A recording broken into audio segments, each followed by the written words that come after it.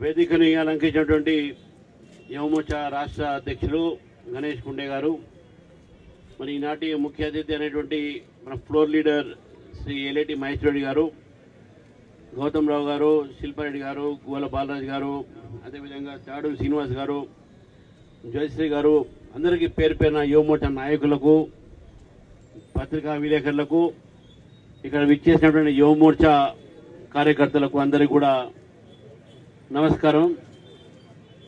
ఇప్పుడే మహేశ్వరరెడ్డి గారు చాలా విషయాలు మన ముందు చెప్పారు. నేను కేవలం రెండు విషయాలు చెప్పి ముగిస్తాను. ఒకటి, తెలంగాణలో దక్షిణ భారతంలో హైయెస్ట్ అన్ఎంప్లాయ్మెంట్ రేట్ ఉన్నది 6.8% తెలంగాణలో ఉన్నది. 6.8% highest unemployment rate. Job calendar ప్రకటిస్తా అని చెప్పేసి ఇంతవరకు జాబ్ క్యాలెండర్ కాదు, జాబులు లేవు, క్యాలెండర్ లేదు, రెండు లేవు. మూడోది, 25 లక్షల మంది విద్యార్థులు ఈరోజు ఫీజు బకాయిల మీద వారందరూ కూడా నిర్భరమై ఉన్నారు. కాబట్టి ఈ ఫీజు రీఎంబర్స్మెంట్ చేయాలి అనేటువంటి డిమాండ్తో యువమోర్చా ఈ కార్యక్రమాన్ని ఒక ఉద్యమ రూపంలో తీసుకోవడం జరిగింది. ఇది కేవలం ఈరోజు పోస్టర్ రిలీజ్ మాత్రమే.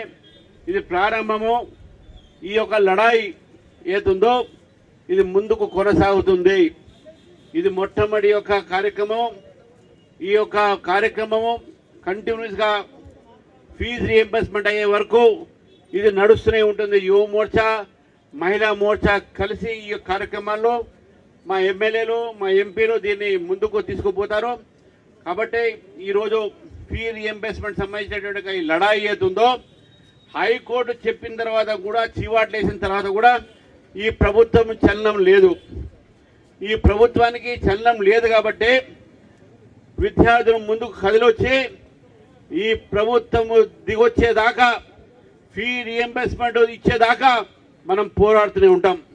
కాబట్టి భారతీయ జనతా యువ మోర్చా, భారతీయ జనతా పార్టీ ఇవన్నీ కూడా కలిసి, మహిళా మోర్చాను కలిసి రేపు ప్రభుత్వం మీద ఒత్తిడి తీసుకోవడానికి ఫీజు రీఎంబర్స్మెంట్ ఒక ఉద్యమం రూపంలో తెలంగాణలో తీసుకోబోతున్నాం.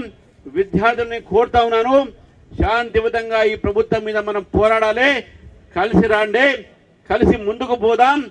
ప్రభుత్వం ఏదైతే విద్యార్థులకు ఉద్యోగాలను కావనివచ్చు, ఒక అన్ఎంప్లాయ్మెంట్ అలవెన్స్ కావచ్చు, ఎంప్లాయ్మెంట్ క్రియేషన్ కావచ్చు, ఇండస్ట్రీస్ కావచ్చు, జాబ్స్ కావచ్చు, జాబ్ క్యాలెండర్ కావచ్చు, ఇవన్నీ కూడా మీరు పెట్టినటువంటి మేనిఫెస్టో ఉంది. కాబట్టి అది నెరవేరే వరకు యువమోర్చా, భారతీయ జనతా పార్టీ పోరాటం చేస్తూనే ఉంటుందని చెప్పి తెలియజేస్తూ ఈ కార్యక్రమంలో అందరూ కూడా పాల్గొనేందుకు, ఈ పోస్టర్ రిలీజ్ కార్యక్రమంలో మీ అందరికీ ధన్యవాదాలు తెలుపుతూ, రానున్న కార్యక్రమాల్లో కూడా పెద్ద విద్యార్థులు దాంట్లో పాల్గొనాలని చెప్పేసి కూడా నేను తెలంగాణ విద్యార్థులకు అందరూ కోరుతా ఉన్నాను ఈ సందర్భంగా.